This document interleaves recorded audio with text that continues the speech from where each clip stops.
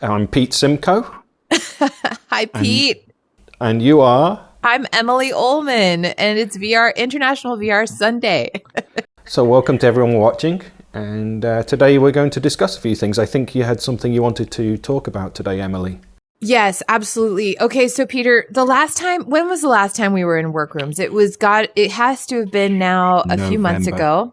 Yeah, November 2022, I think. Okay, so it was November 2022. So it was about 4 months ago. And you and I were in here, which was my first time in here, but we ended up spending, I think, like an hour just getting used to being in Workrooms. And that was sort of like, that was my first time in here. But then honestly, I never needed to come back in here, except we wanted to meet again and we wanted to have a chat again in VR. And in the last 2 weeks, there's been so many things that have changed, including AltSpace VR going away. So that's something that I really wanted to talk about because I feel like we have a new shift in the industry, and it's always sad when things go away. And I know that you never had a chance to go into it, but I have to tell you, you and I met originally in VR when we we got together in Facebook Spaces, and I loved it. You loved it. Yeah. But then that was sunset, and then they brought in Facebook Horizons, right? Yeah. So that was the next app that was to replace it, although that took over a year. And in the meantime, AltSpace had kind of gone away, and then it came back and was revived by Microsoft. And Microsoft had that platform for several years, and it had started to really grow into this place where a lot of artists and a lot of communities were putting their communities into the metaverse, right? So they were, creating, not just games, and not even games so much as just experiences. And I think that for everybody that I knew, it appealed to them so much more than Horizons. Right. And so anyway, and now you and I are here back in Workrooms. AltSpace is no more. And eventually, I guess the question is going to be what's going to replace it. And Microsoft is working on Mesh. Right. But that's going to be for enterprise. That's really not going to be for, I'd say artist communities. So those are just a lot of the things on my mind right now, wondering, what it's going to evolve into. And I remember hearing, I think it was somebody from California, maybe Jackie Morey was like, well, I think that we'll, in some ways, kind of always look back on this as the golden age of VR that just ended. And because there was just so much content that was lost. Yeah, absolutely. I mean, as you said, I never really got a chance to try AltSpace. But if you were to compare Facebook Horizon Worlds with AltSpace, what would you say are the pros and cons? Why do you have such fond memories of using AltSpace, do you think, in comparison? Yeah, I think that it's the same thing as it is in here, where it's great, but it's just very cartoon-like. And I think that over time, the connection to the AltSpace avatars became much better, and it felt like the avatars were cool. We could do really cool things. Right now, you and I are in this office space. We're in a conference room. That's our environment. That's our entire experience of this. And it's what it's called, is Workrooms. Yes. But in AltSpace, the entire idea was worlds being interconnected. And so being able to go and teleport from one world to the next, and to have that really be something that inspired 3D artists to create, virtual museums, virtual theme parks, virtual clubs, and even like one of the most beautiful places that I went was a Christmas village created by artist Juliana Lowe, and she did this entire Christmas village, including a solitary campfire on a distant shore that you could fly to. And so that was the other thing, is that in AltSpace, we had the fly tool. So you were really able to do things you couldn't do in real life. Obviously spawn and then obviously teleport, but the fly tool and to really have the ability to travel anywhere. So that was amazing.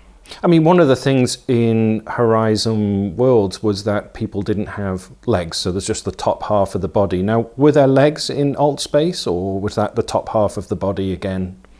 I mean, it was, I would say it was not so much feet, but it was definitely a full body. It was definitely like, I always had a dress on, you know, in my avatar. So I wore a dress, and so it wasn't just like cut off at the waist. Okay. And then if you, for example, in that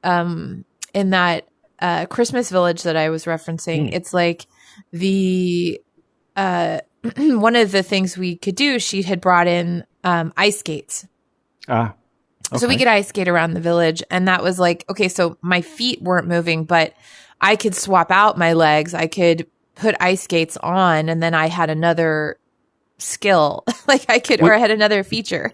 Yeah, was the programming with that? Did you feel that the avatar was actually skating on ice, or so they were able to program that?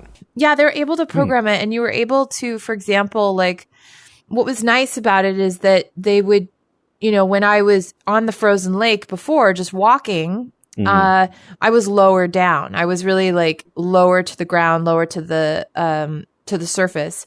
But once you put the ice skates on, like you had this feeling of, oh, I'm a little bit taller, and now I'm gliding on the ice. Like, so it's just the movements changed. And then looking down, even at the reflection on the ice, it was from a slightly different vantage point. I mean, a lot of this is probably just programmed into it so that you have that, you know, so your brain tells you that it's different, but it truly does feel different. And I think that you felt, for example, in that world, you felt cold, right? When you were on the ice, because it was a snowy village and it was cold. Right. But then she was creating these environments where then, okay, well, we'd go warm up by the fire, and she had hot chocolate that would like automatically fill up in your mug, and you could roast marshmallows. And, you know, my son, who's 9 years old, I put him in there, and he's like, Mom, you just put me in a world with infinite marshmallows. Like, that was incredible.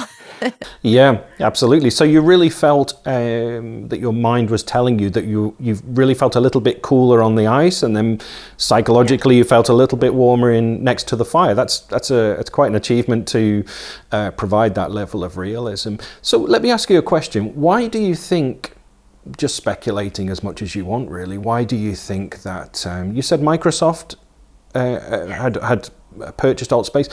Why do you think that it was brought to a conclusion? If it was so good and people were able to really build these worlds, because I'm aware, I'm slightly asking another question as well now, which is, you know, there is some kind of, there has been complaints about difficulty in building Horizon worlds, and yet what you're describing is so many artists seemingly were able to build these worlds quite easily. So it all sounds great, and I'm just wondering why it would be brought to a conclusion.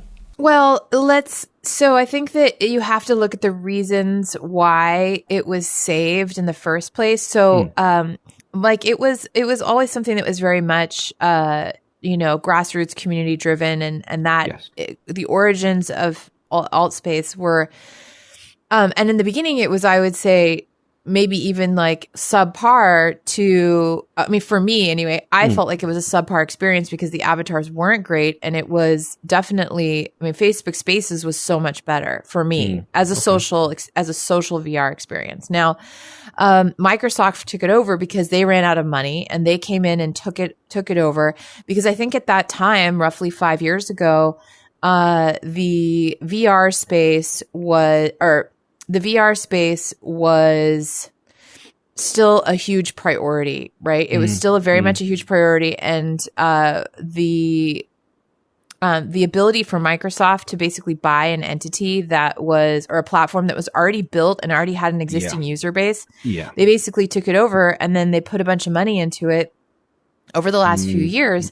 But what happened is, and you've been experimenting in this a lot, Peter, is that obviously artificial intelligence and, AI has just taken the world by storm. And so it's a little bit like, the people at the top are just looking at this as an expense in their P&L, and they're not thinking about it as, we had this thing that I think Athena Demos was like, this is the equivalent of burning down the MoMA, like burning down a prized museum, or a museum filled with prized treasures. And in some ways she's really right on the money, and that the people that made the decisions are not the ones that were using it or probably even went into it, and so they don't really know what they've lost, and they're just putting their resources and everything they have towards ChatGPT. That's my feeling. And the community for AltSpace, and the community, well, for Horizon Worlds, and even Workrooms as well. People who do have good reason to be using these things or want to experiment in those spaces, they're still out there.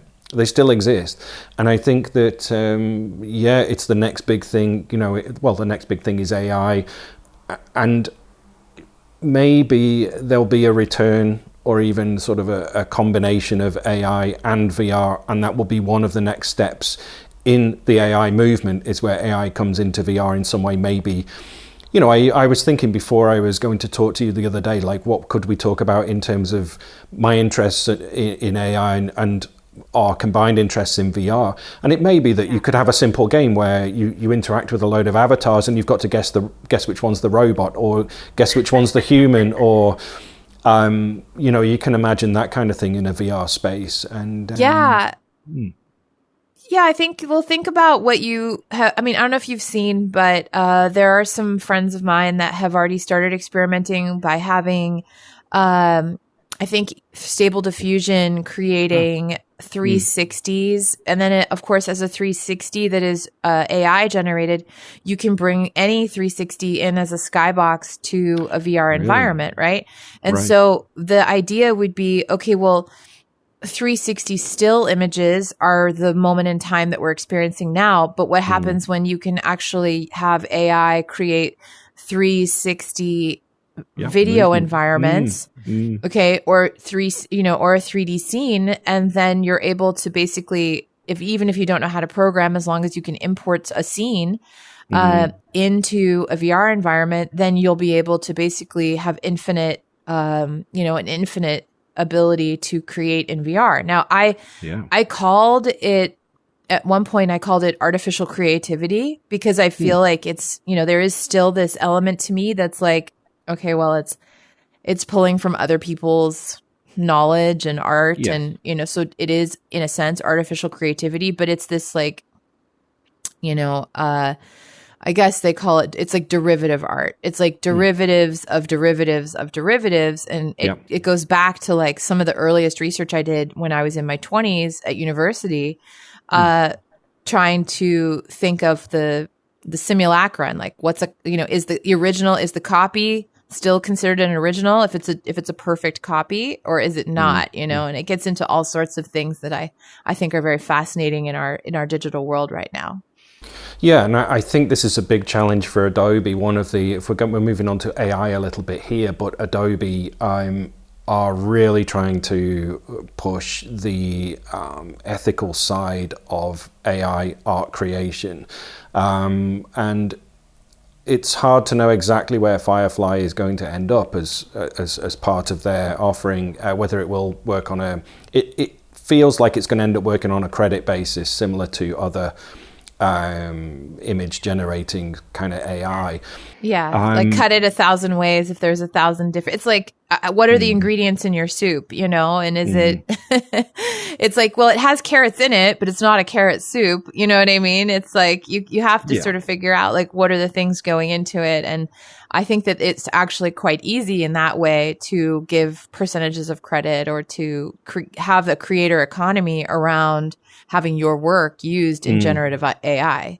And it's really tricky, but that's one of the next big steps, I think, and it's interesting. If you don't mind me elaborating on AI just for a little bit, I've actually just been writing a blog article on the singularity, which is the point at which scientists believe that AI will become self-aware and will overtake human intelligence and will apparently, in quotes, from what I've read, change society irreparably. Most people are saying a mixture of positive and negative. There's some people who are saying it's going to damage society. But the singularity is a really interesting thing, because things like ChatGPT are a big leap towards that. Now, whether it actually exists in the end is something that remains to be seen. But one of the things that I will say, and is relevant from my own experience of experimenting with AI, with things like Kyber, I think, is it Kyber or Kaber? There's Kaber, there's Firefly, there's Midjourney, there's all these different AI. And ChatGPT, and I'm aware that some people have been saying, look, it's going to replace my job as a designer, as a creative person, as somebody who's writing blogs for the company that I work for.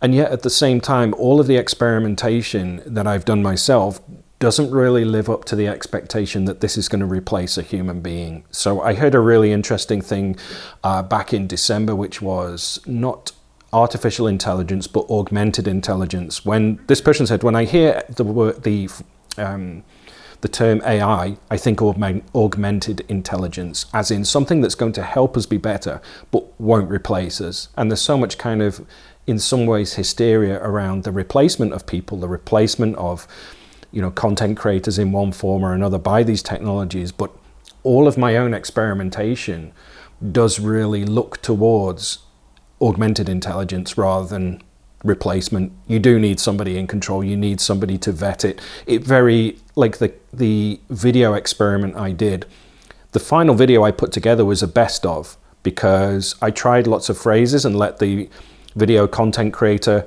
work for about 30, 40 seconds, and it kind of went off at a tangent, or it was really difficult to control.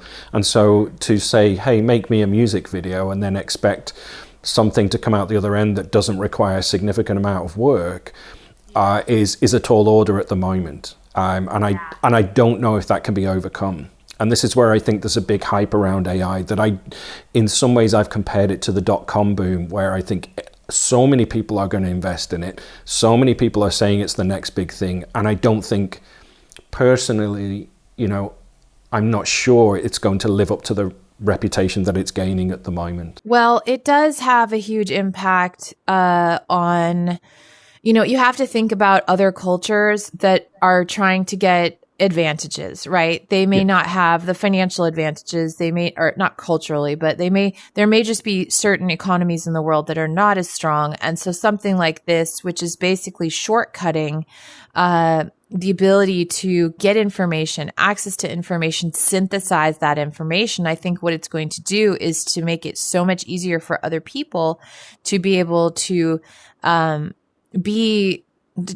an advantage, that they wouldn't have otherwise had. And I think that, so I'm just looking at, for example, in the US and going, yes, there are a lot of people I know using it right now.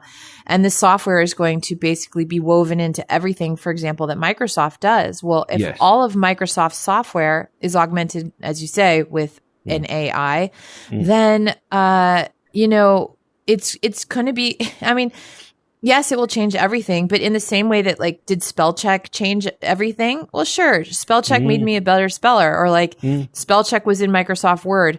I think that this is going to take it to a level many, many, many times beyond that.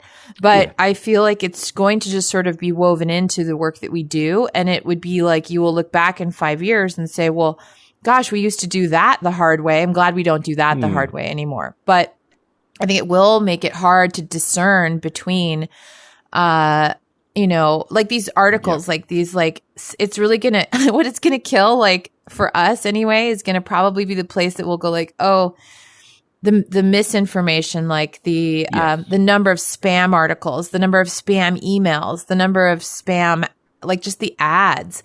If somebody who doesn't speak English can write something in a foreign language super easily, it's just going to, I think, just flood us with a lot of, I don't know, just low quality or low value content.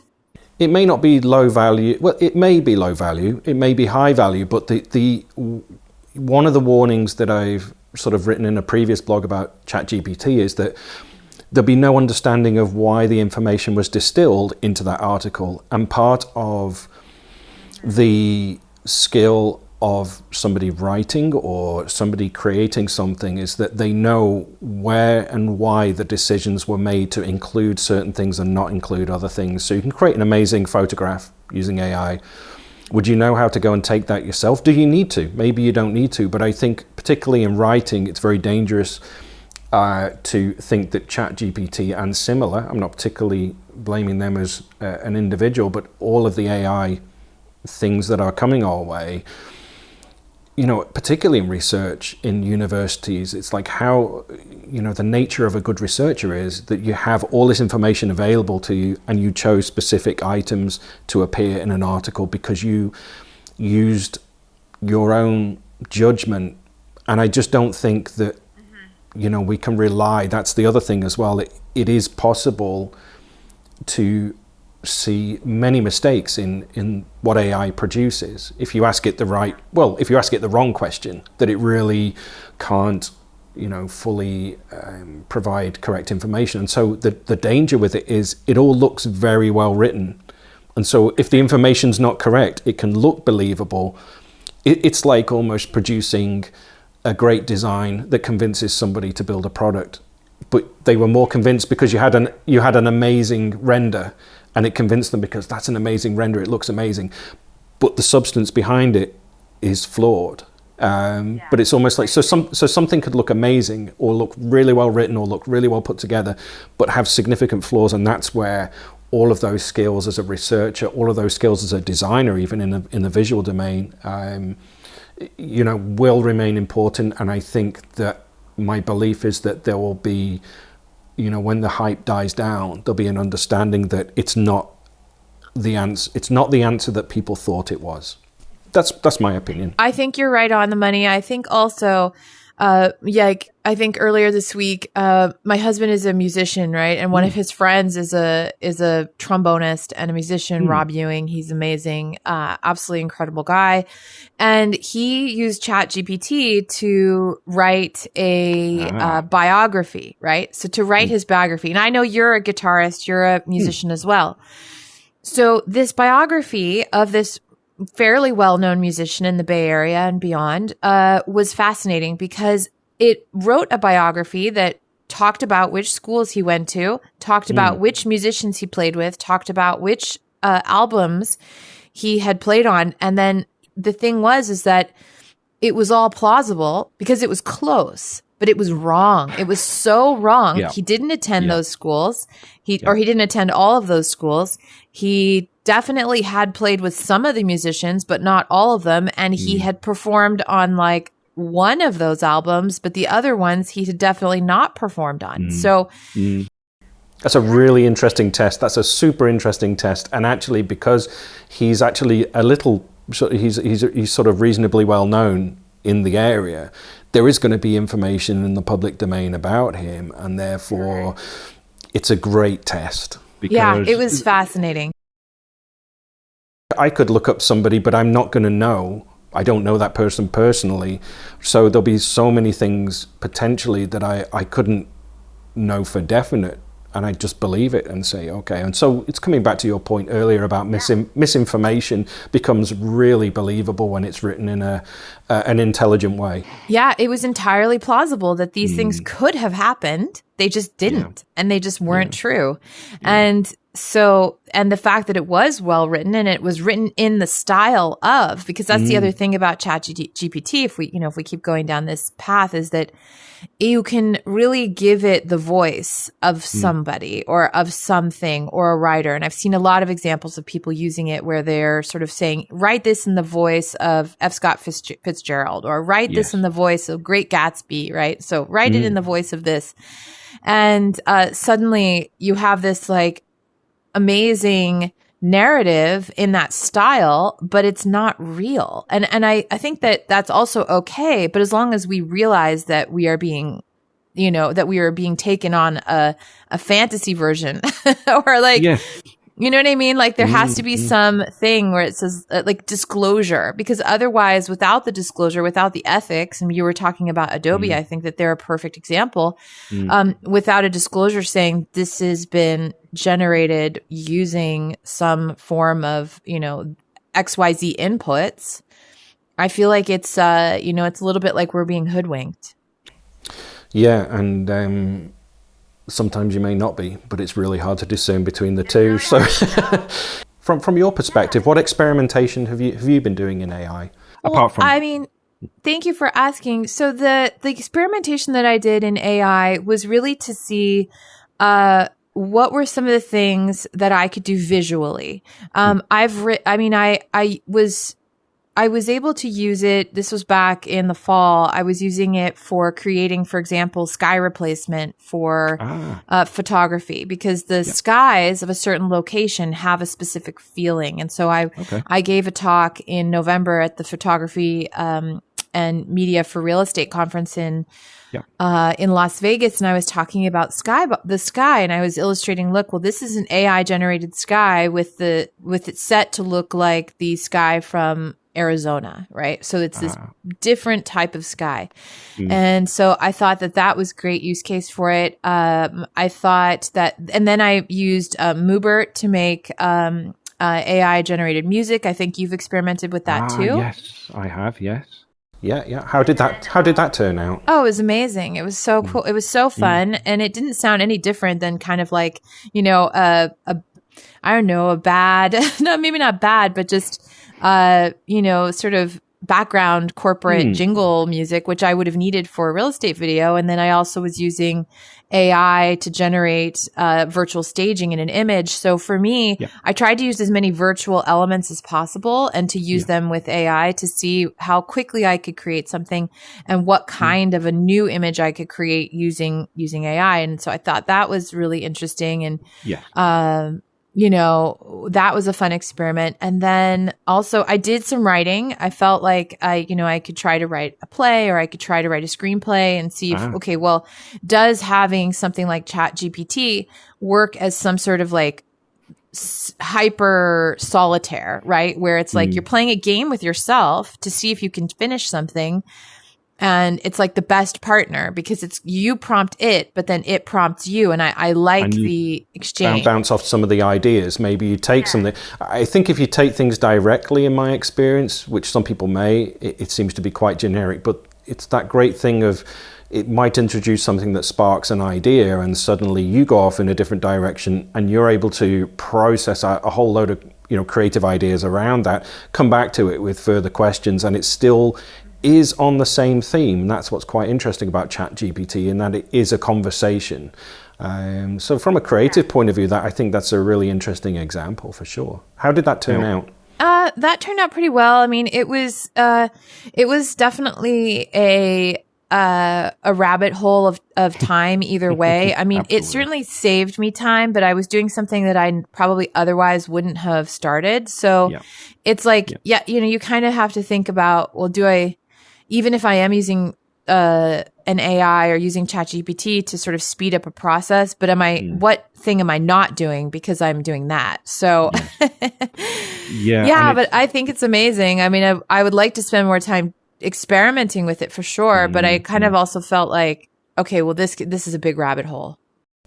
Yeah, and I think you touch on an interesting point there with things like Midjourney, Firefly, etc. All these examples. I believe that NVIDIA are powering quite a few. I can't be definite on those examples, but they have some technology they've been providing to these companies wanting to do AI imaging.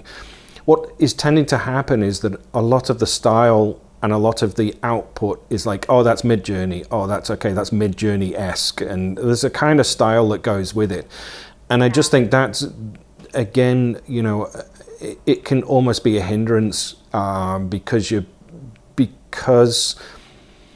of the style, if you needed to kind of go away from that style or do something completely different, it does bring you, visually, it's bringing you back into a certain style, and that's one of the limitations of AI, it would seem, at the moment. And it, you know, maybe this will all improve, maybe a couple of years' time, that those kind of boundaries will, you know, become less and less. But from a writing point of view, it might be that you benefit from it, but I'm sure there'll be plenty of times where it's leading you in a way that's actually, if you were just alone with your own thoughts, you may be able to come to a more creative or something that you wanted to write, you know, more easily. That could, I guess that could easily happen. Oh, absolutely. I mean, I think about some of the people who have done a lot of, or who wrote extensively about photography, about imagery, about sort of these kinds of things. And I think of Susan Sontag, who her book on photography. I think that there are people who spent a long time thinking about imagery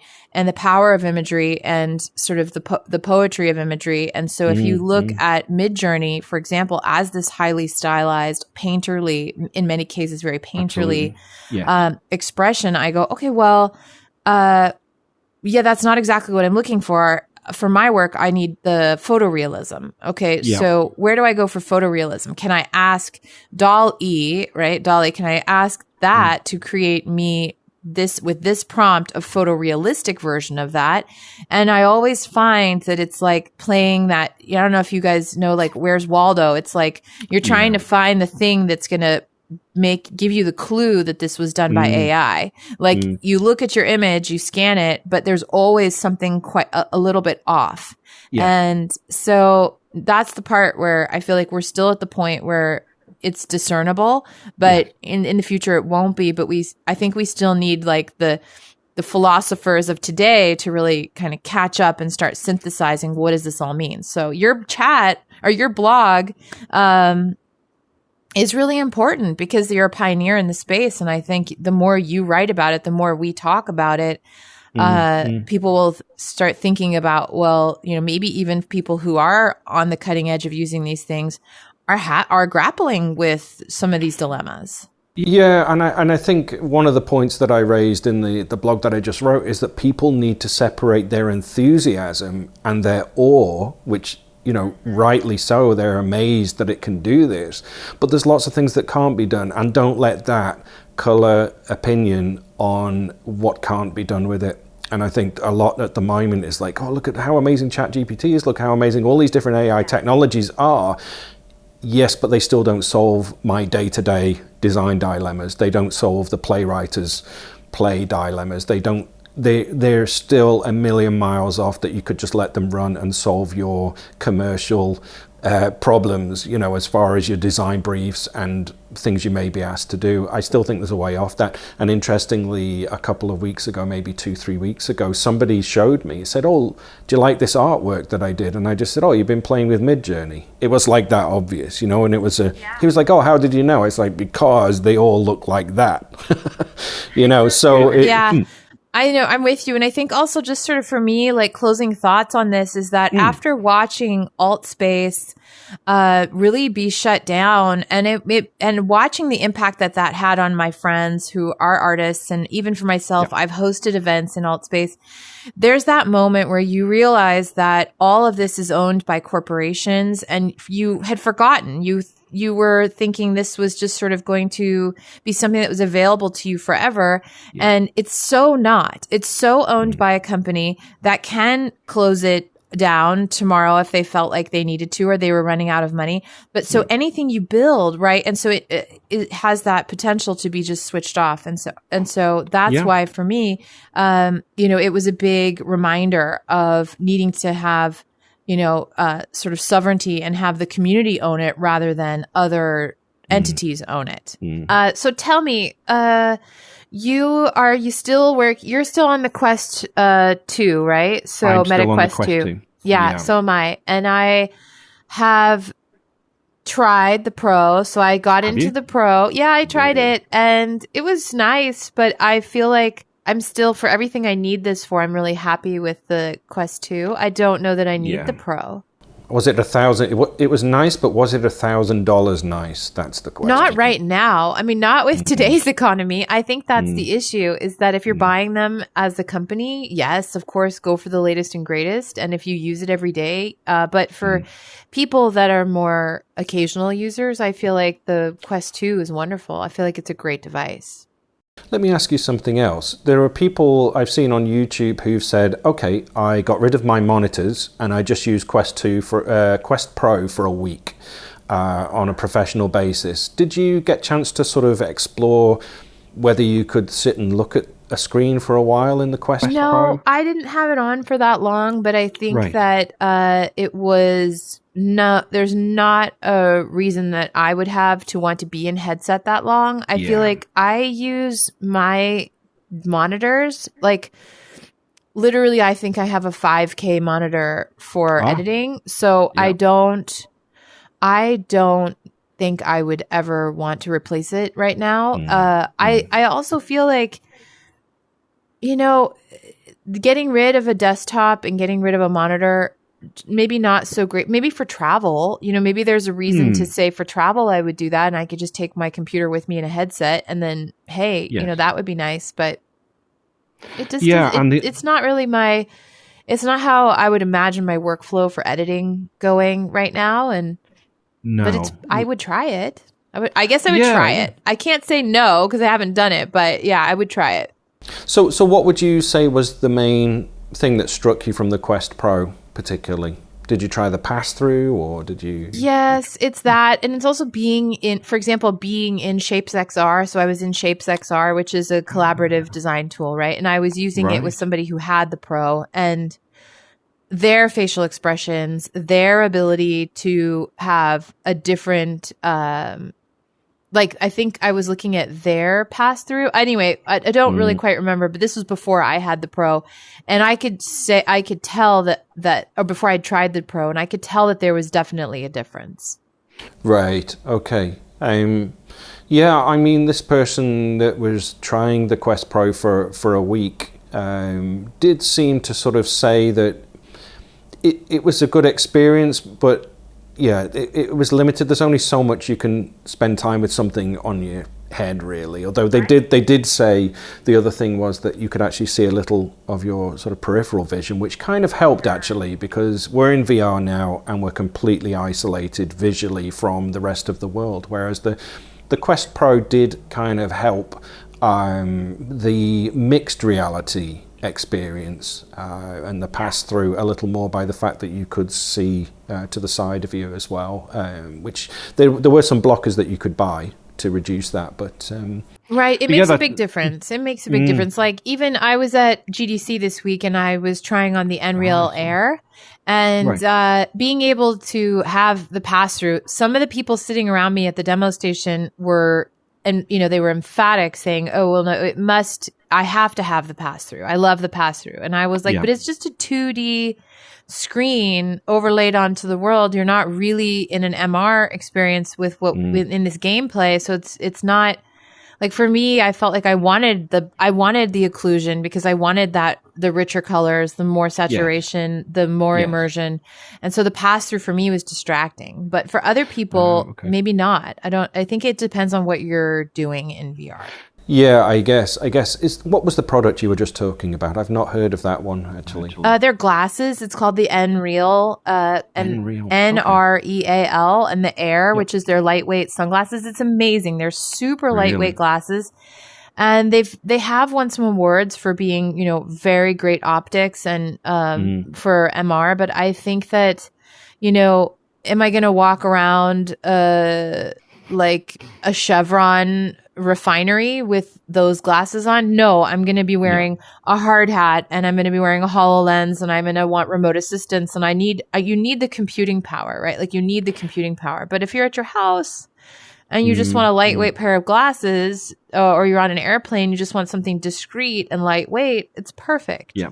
So they're aimed for industrial application. Is that what you're implying? I think they're not. I think they're more like prosumer/consumer. Right.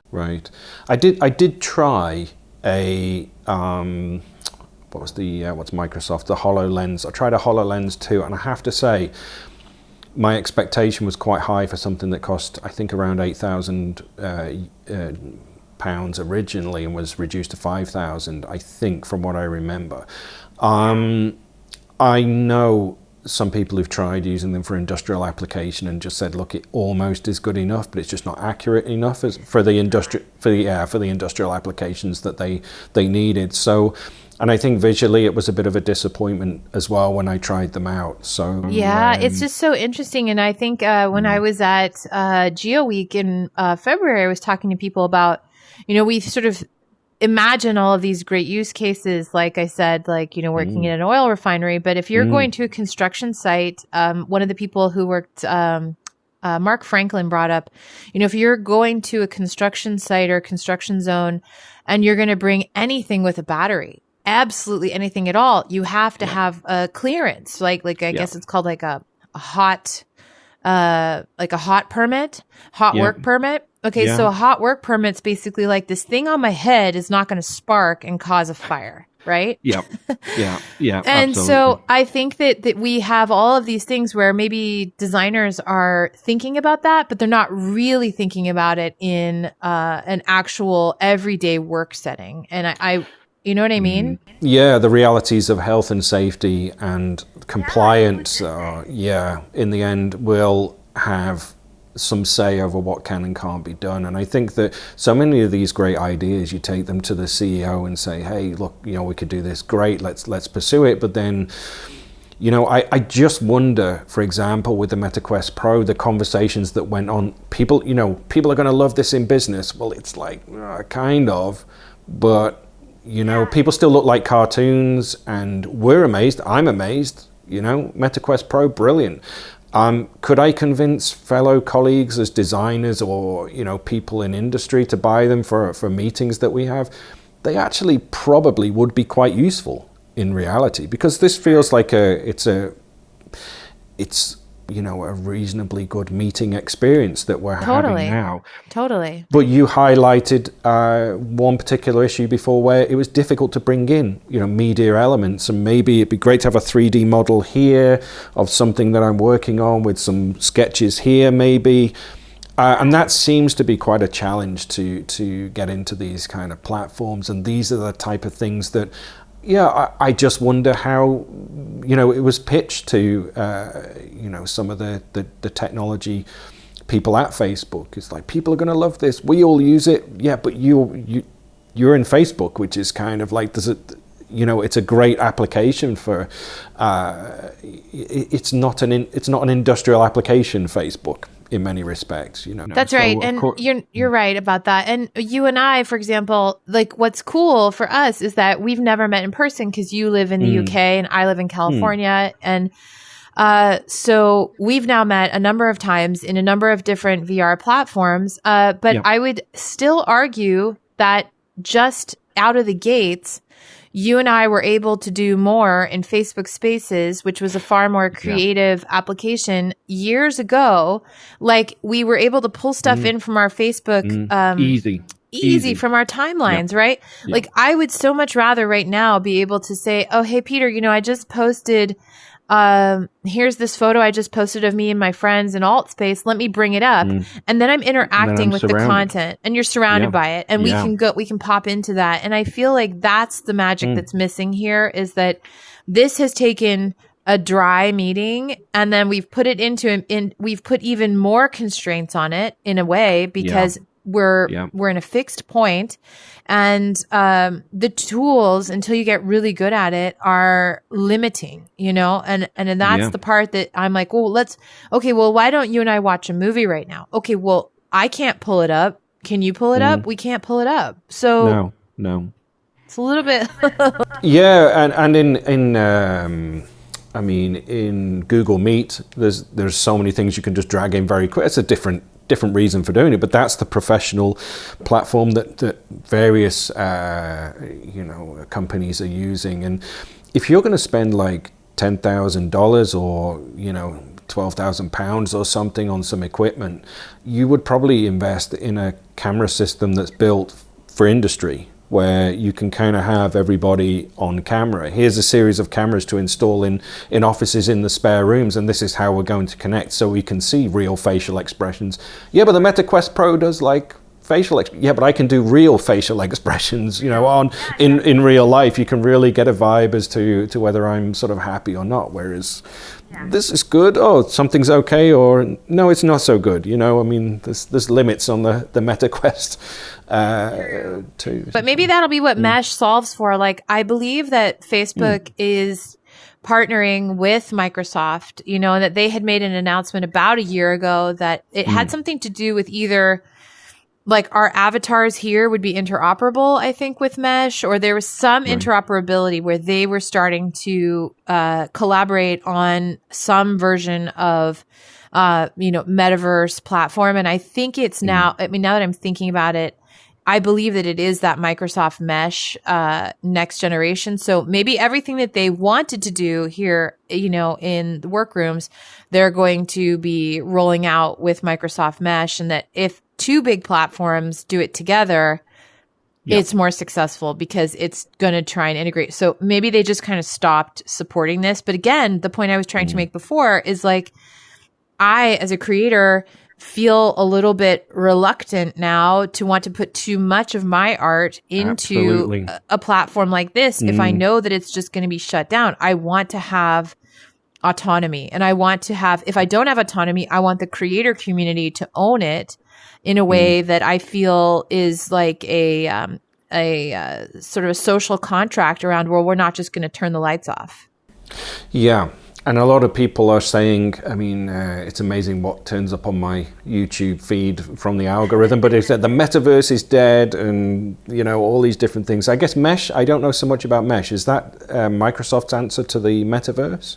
It's sort of Microsoft's answer to, well, you have to think that they have had their reality labs for a long time. So they've invested in volumetric capture, in, being able to do hyper realistic 3D models and all of this stuff.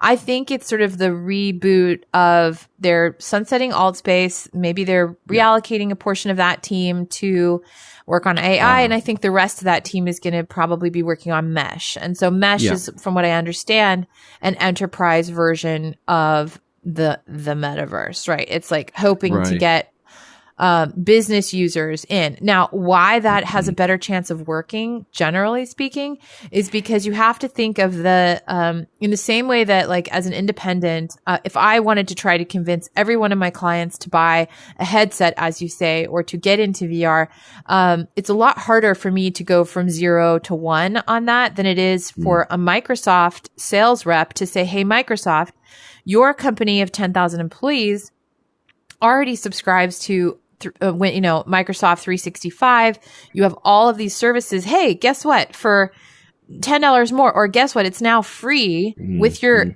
existing subscription.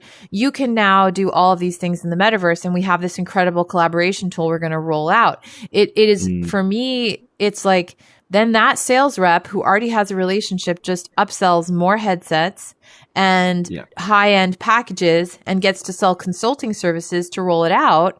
And that just seems to me like the way B2B and enterprise actually happens. It doesn't come from, we can be evangelists, but really true change happens at that level. Yes. What do you think will be the advantage? So I'm assuming from what you're saying, it's similar to the metaverse in that they want to transfer the kind of, I guess, real estate into the VR space so that you can buy, so your Nike, your Facebook, you have your area in VR that you've bought, that you've kind of assigned or had assigned to you. I could have my own Simcoemedia kind of building within this VR space, and this is my own to decorate and to offer my services within. I presume that's where this is all going.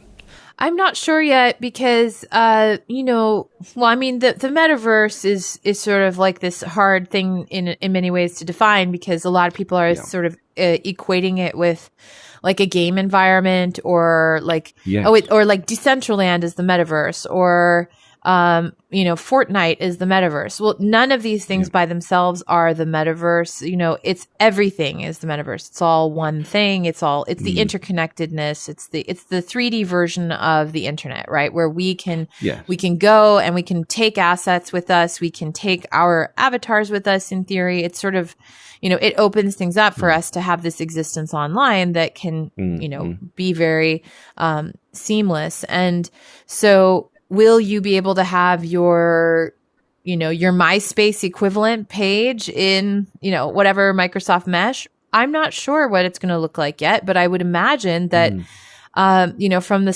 smart folks that I know that talk about this, it's a little bit like, yes, there will be private areas that you will need a password to get into that maybe I could only get into Simcoemedia if I were a client of yours, Okay. And that would be sort of the private sphere of it, but then there would also be a public domain, very much like the existing internet now, but rather than us only having the option of going to the internet on our phones or on our, in a browser, but that we would also have the potential of exploring this space in a full immersion. Yeah. And it still relies on the enthusiasm of VR or mixed reality to a level, unless... And people have tried to gamify it. From what I understand, there's Earth 2 is an example of how people have tried to gamify it as well. Oh, wow. I don't know much about Earth 2. What is Earth 2? I've only seen clips on YouTube, but it seems to be, again, you can purchase some space within Earth 2 and you can actually, I think it was almost like a coin exchange type situation. So maybe I'm completely wrong in terms of, I need to go and revisit that, but I think it was a trading platform, but it was a game and it was a really interesting looking game. It looked amazing. And I think it was a trading thing in the end. So you took... trading, meaning trading property? Kind of coin? No, as in kind of Bitcoin type or cryptocurrency. Yeah, like a Web3 push. I mean, sure, there's a bunch of things that are like this. I mean, crypto, Web3, and also, for example, the Uplands or the Upland is one of these ones where it's basically like monopoly, but people buy they buy the virtual real estate and then guess what? It's all vacant. People just hold it on speculation. And so I have many times heard people say, oh, I own a plot of land. And so and I say, well, what have you done with that plot of land? What are you doing with it? If you're doing nothing with it, guess what? You're a really bad neighbor.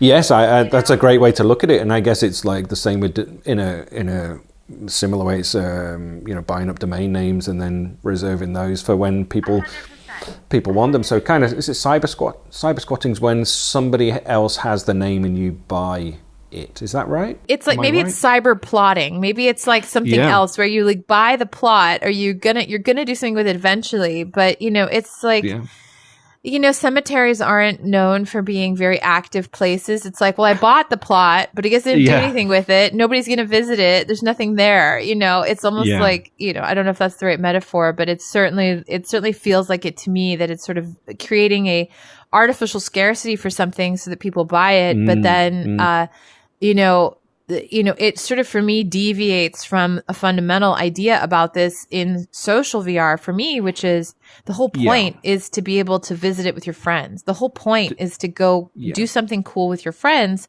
And if, our house is cool, but everything around us is dead, it's really bad. And no one wants to do that. No one wants to go there. So people cynically buying up, I guess, these things, again, coming back to the dot-com boom where it's the next big thing and people are being advised, go and buy some of this, it's going to be big in the future. And and the people like us who actually want it to be something interesting for the art, for the ideas, for the thing that it was, the good ideas that it was designed for. We lose out, and it's the cynical that seems to creep in on all of these levels. And And then there's the rug pulls as well that seem to be happening, particularly in the crypto area. That's completely different. Okay, that's going to be our next talk. Our next talk will be on that. But yeah, it's a rug pull. I think,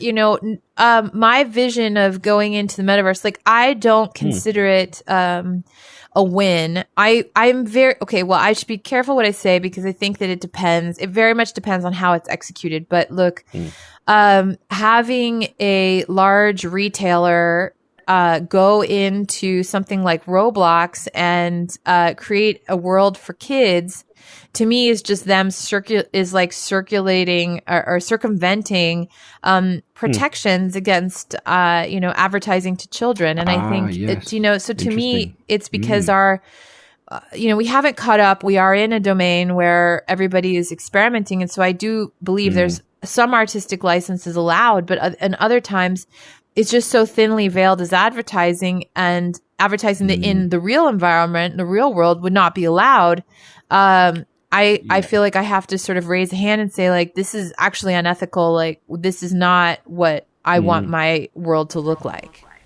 Yeah, and it is, I guess, to a level, the Wild West, and a lot of these things we're talking about, the metaverse, the kind of AI, and then the crypto, these areas are all kind of being regulated as they go, but that doesn't mean there aren't victims along the way. And you've described, I guess, you could say VR victims are the people who really believed in the platforms and put so much energy into them. But we didn't put a lot of energy into Facebook Spaces, but because it was so easy. But we loved it. We loved it. We loved it. We were big advocates for it, and it enabled us to do things before that we couldn't do. And I think that it was certainly a better version of it than the things that I've experienced now. But yeah, you're right. You're totally right on. It's like, are we the victims? Yes, but also no. I mean, we got to experience it in the first place, so that's. We're almost like a lobby. We're like a lobby because, who are you going to have regulate this? It must be self-regulating, like in some way. Or, like I had mentioned the FBI earlier. Well, the FBI spoke at AWE last year. They were on a panel in my track, which was the ethics and security track. And I was the track chair for that. So I got to sit in a room all day and listen to people talk about the work they've been doing trying to have ethical rollout of the metaverse for 30 years. But you know what? Guess what? That talk was attended by 5 people. Meanwhile, next door, the room next door, was a TikTok influencer panel, and it was filled to the rafters with probably 600 people. So, I kind of blame our culture for just sort of not really wanting to deal with the bigger issues because it's not fun and it's not sexy, but it's actually really, really quite important and needed. And these are the things, these are the conversations that will trip up the whole, effort in the end. If you don't listen to these people, because the FBI or people coming in to discuss, the realities of implementing some of these things are going to be the people who say no in the end. And, I know. Yeah. So that's where we're at. So you got to just stick with, I think, continuing to push the boundaries for yourself as a creator, but also, know that there's a good chance that the rug could get pulled out from under you. Yeah. And I think that's why I was saying what I meant with Facebook Spaces was it was so easy just to get involved with content, and the content was already uploaded to Facebook anyway.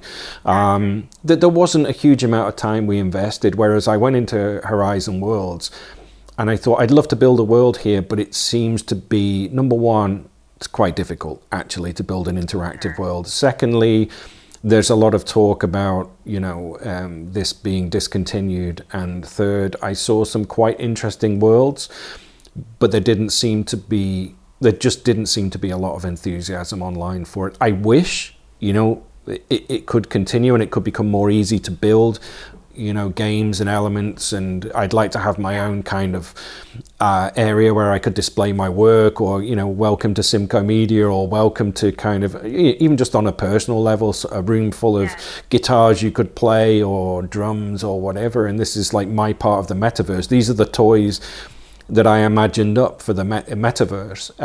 But that enthusiasm seems to be lacking now, and I only got access, I think, just a couple of weeks before we spoke last in November. Right, which was crazy. But you could, I think now, we know everybody's sort of trying to figure out where to go in the virtual worlds now that AltSpace is gone.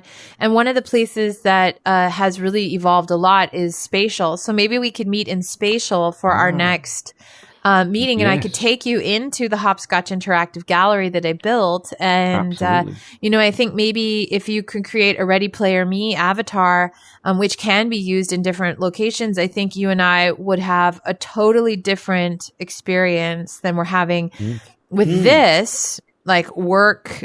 I'm like using my fingers in VR, my VR perfect, work, my, and how cool is that? Like this is my favorite feature. The hands are my favorite feature.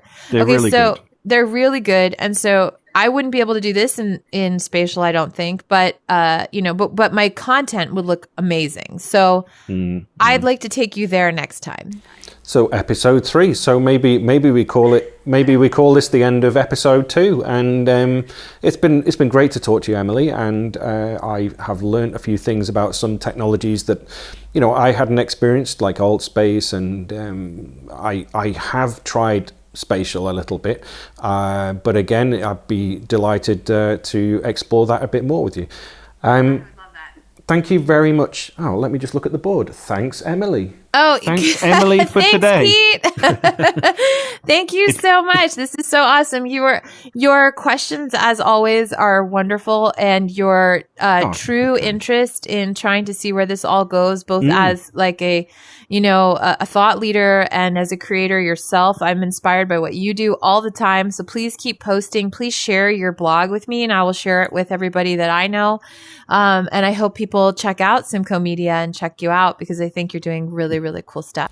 I appreciate that, and I'm aware that you we share a lot of these interests, and it is a lot of fun exploring these with someone with those interests. So thank you very much, Emily. And, all right, Pete. Thank you. We look forward to episode 3. Episode 3 next time. Bye-bye. Bye.